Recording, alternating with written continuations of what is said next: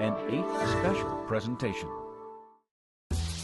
This time on Art Beat Nation, a countess reveals the real-life version of Downton Abbey. Whilst you should never marry for money, it might be foolish to marry without money. A star's return to Broadway. It's got to please somebody at any time. And we've been pleasing them well because the houses have been full. An artist keeps his priorities straight. The objective is to play. And a college student uses music to navigate his future. I listen to opera as a roadmap. It's all ahead on Art Beat Nation.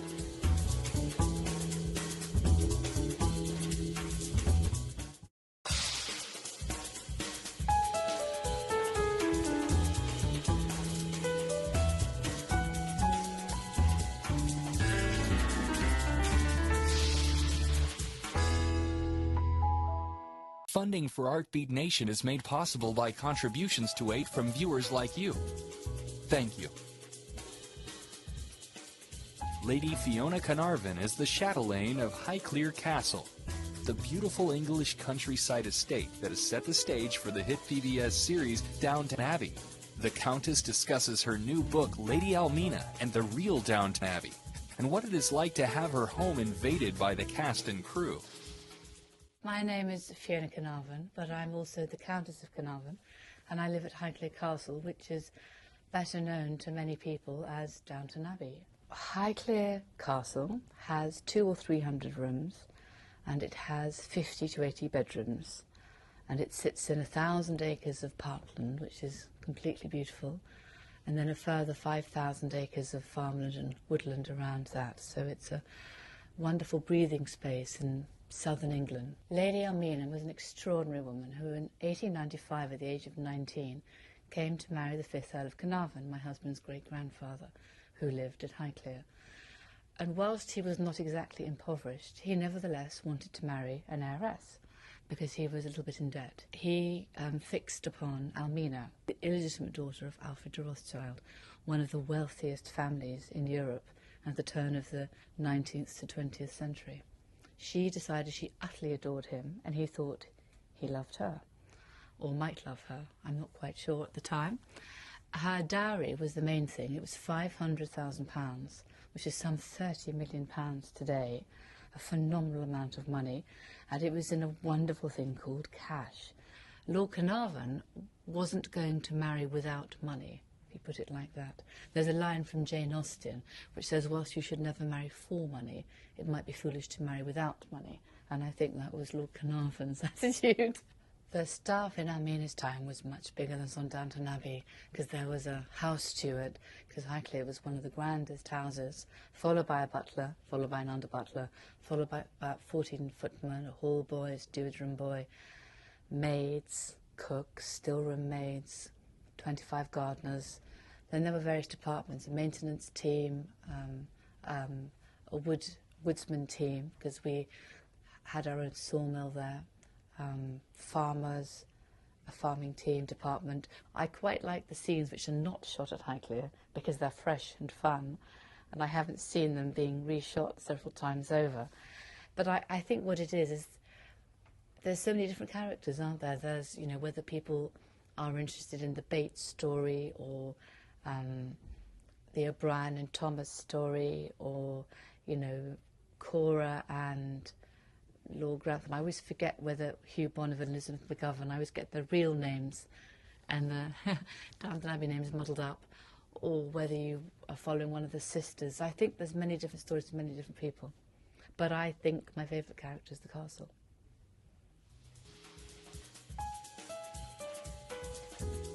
Ed Asner is known to many as Lou Grant from the 1970s television show The Mary Tyler Moore Show.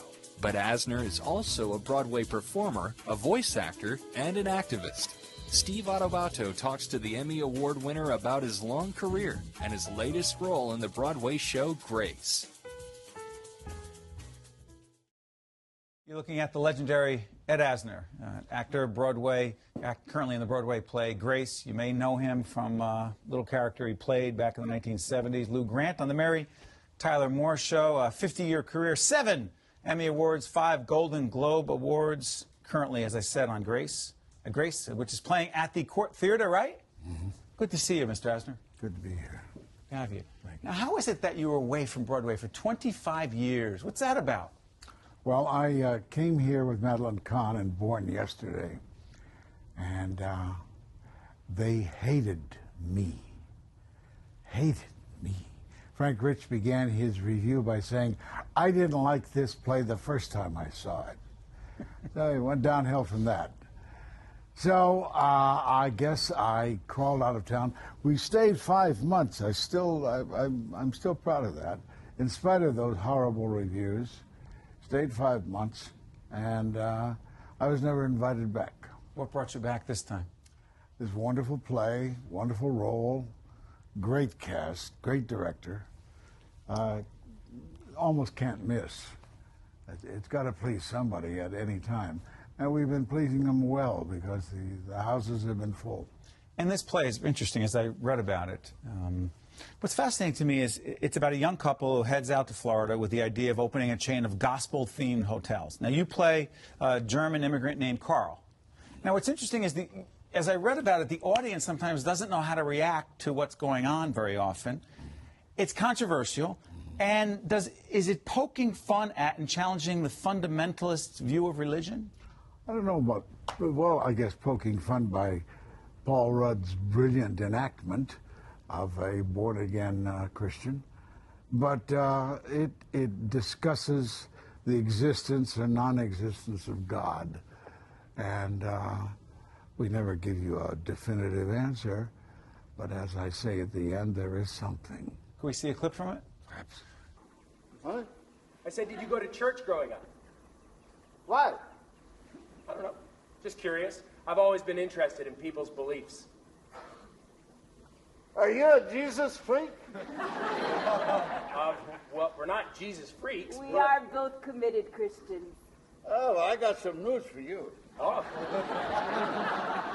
All right. 1, there's no Jesus. Really? 2, there's no God. Interesting. 3, mind your own business and everything works out. You love the script, don't you? Mm. And one of the other characters, or one of the other actors here was sitting right in there a few months ago, Michael Shannon from Boardwalk Empire. Great actor as well. Mm-hmm. How much of the decision beyond the script to do this, Ed, is about the cast and wanting to work with the cast? Well, very much so. Paul Rudd and I are both Kansas City Jewish boys.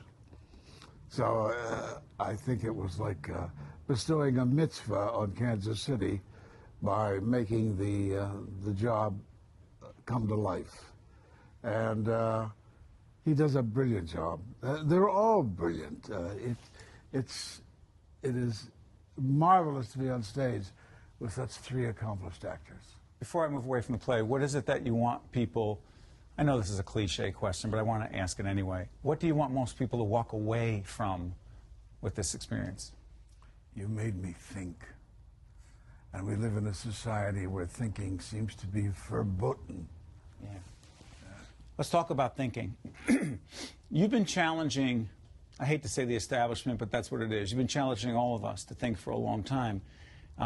Politically, challenging the status quo. And it has been said that while you had this wildly successful career on the Mary Tyler Moore Show, that the Lou Grant Show, it has been said, was canceled in part because of your politics. That spin-off show. Do you buy that argument? Yeah.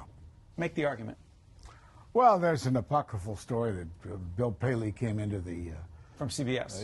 Into the scheduling room and saw Lou Grant still on the schedule. Said, "What's that doing out there? Get it off there! Get it off there!" It's never been verified. A wonderful CBS vice president came to me, a special trip, to say that they had advertisers standing in line. They were just worried about their Monday nights. I don't buy it. There was just too much attack going on, and then I encountered. I then went into something of a blacklist, I guess. For what? Mr. Asner, for what? I had advocated our stopping the murderous junta that ruled El Salvador, to allow the people to vote, even if it was a communist government they voted for. And I think that sentence at a press conference is what doomed me and the series. When you were saying those things you believe deeply, to what degree were you thinking, this is going to hurt my career, to earn a living, to put food on the table? To what degree were you doing that? Not only put food on the table for me, but for all the people that worked on that show, the 200 people who worked on the show. I was a naive little fart. You were going to say something else, but it is PBS, so go ahead. And I went in there to answer the question. They shoved me up front because we had all gone to Washington to announce the existence of our group, which is called Medical Aid to El Salvador. And in the course of the second question, a cable newsman said, "You say you're in favor of free elections in El Salvador. What if they turn out to be a communist government?" And I gave some lame answer, and I went on to the next guy. And I'm thinking the whole time, I can't leave that lameness there. And after I finished with him, I came back and said, I wasn't satisfied with my answer. I would like to tell you that if it's the government the people of El Salvador choose, let them have it.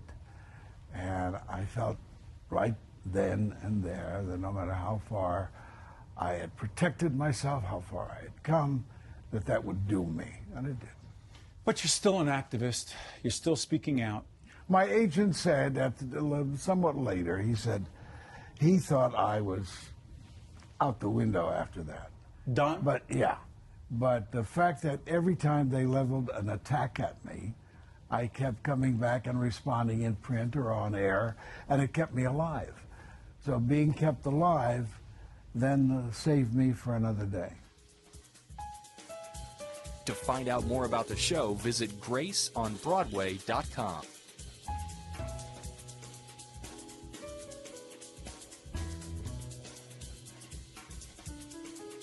Next, we meet Alan Christian, an artist who prides himself on turning trash into treasure. Christian takes us inside his workshop, which he calls the House of Balls, to explain the inspiration behind his creations.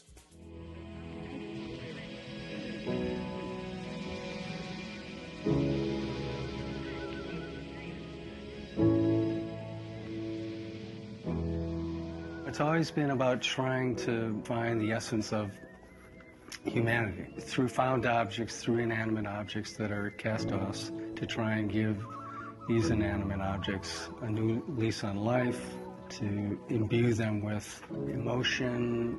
And you know, it's obviously a difficult thing when you're dealing with an old fire hydrant, but I think it still can be done, and I'm certainly up to the challenge.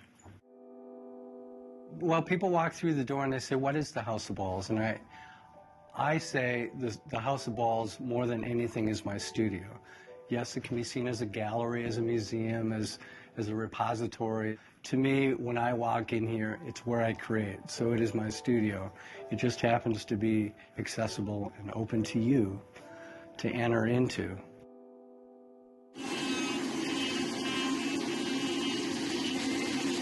My work has evolved from not exclusively bowling balls, but it was a large majority of what I did, to frying pans, to piano parts, to whatever's out there.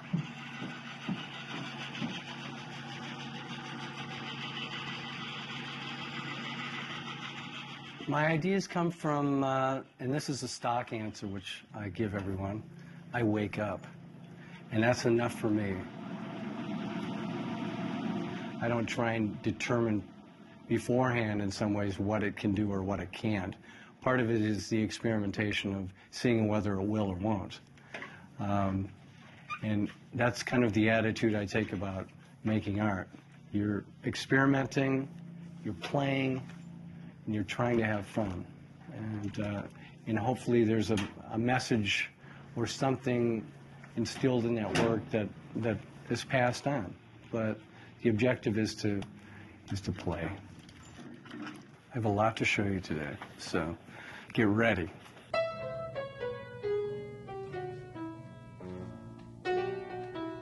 This is a piece I did called Three Faces of Steve, and these are all made out of piano parts. I'm known for bowling balls.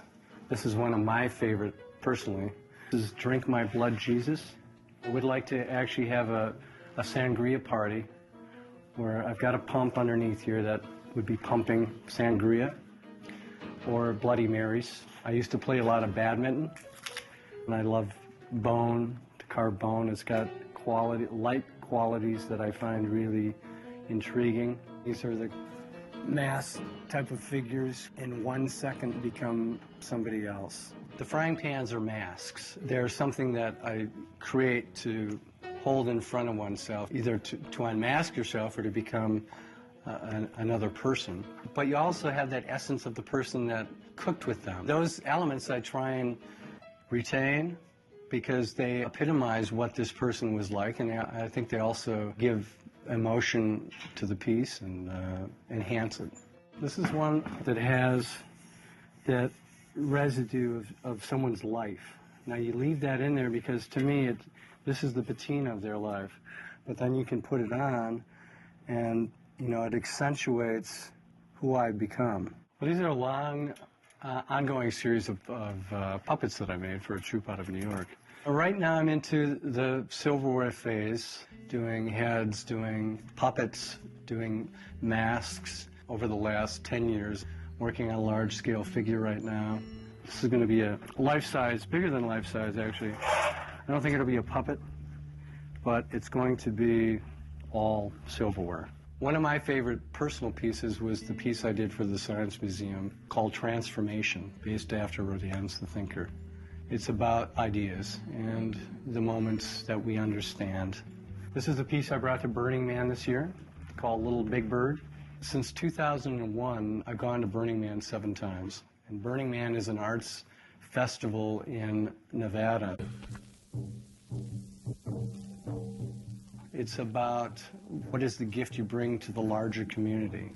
There is the most amazing sculpture that's got the scale that blows people away. And of course I drive Elmer, my art car, who is an expression of myself. Well, you never know what I'm going to make, but I got a planner, and that's good enough for me. As my mother always told me, safety first.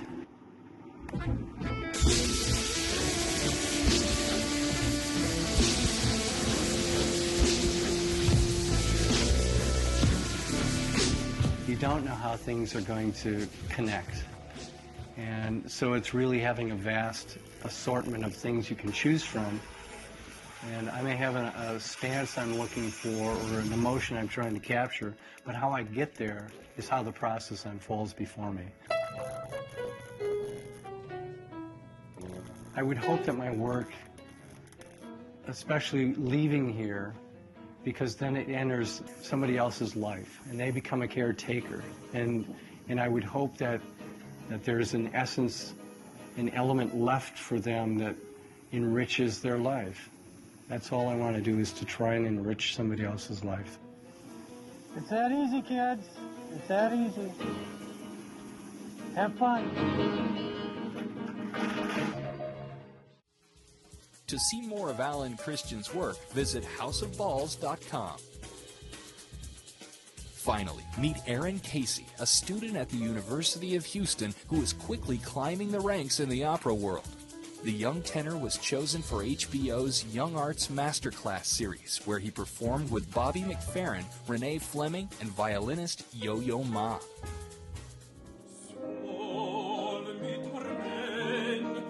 I deal with life through music. It helps me through the hard times.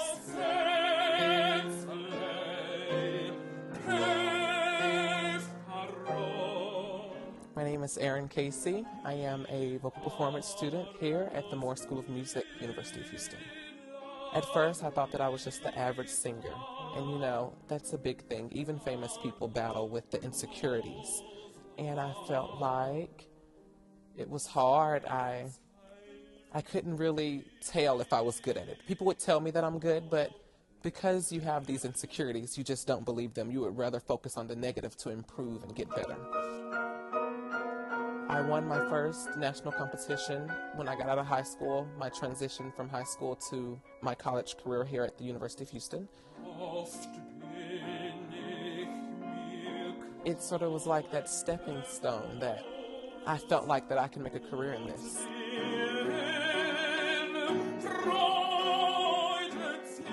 It's been an honor to be a part of the HBO Masterclass series, a Young Arts Masterclass, one with Renee Fleming and one with Bobby McFerrin. Working with Bobby McFerrin was probably the most incredible experience of my life. And if it wasn't because of the University of Houston, I don't think I would have ever been selected to participate in something of that caliber. He knew what was to be expected of a great performer, and he could tell you what you should do and what you could do to improve your performance. Renee Fleming's masterclass was the best experience of my life. I enjoyed that thoroughly. She's one of the greatest opera singers of all time, and she's my personal favorite opera singer. I do believe working with the people here at the University of Houston Moore School of Music, it got me ready for that experience. It helped me to know the terminology that she used and the way that she spoke about the voice. It helped me to perform and, you know, just show all of Erin. She was once in our shoes, and when she was a college student, she knew how it felt and how difficult it was to figure out the voice and the different glitches and niches. All of us come of our weary city. Renee Fleming told me after my performance that opera needs me and it awaits me. It helped me to know that what I'm doing here is helping me, you know, because I did have the doubts. Is this the right place for me?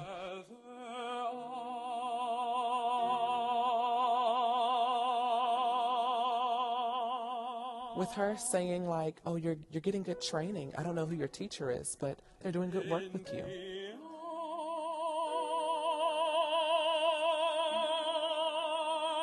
It sort of like validates my being to be here and why I should continue my studies here and why I recommend this place for anyone.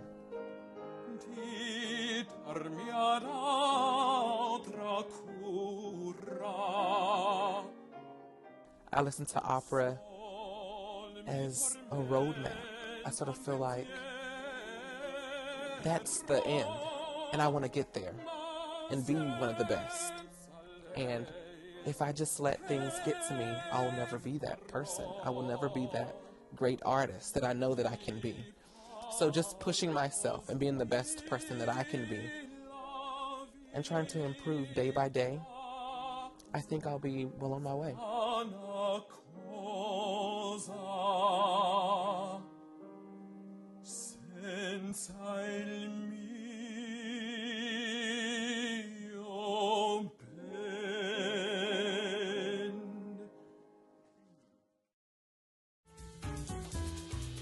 To find out more about Erin Casey's experience and Young Arts Masterclass, visit youngarts.org. For more arts and culture, visit azpbs.org/artbeat, where you'll find featured videos and information on the Arizona art scene. Funding for Artbeat Nation was made possible by contributions to aid from viewers like you. Thank you.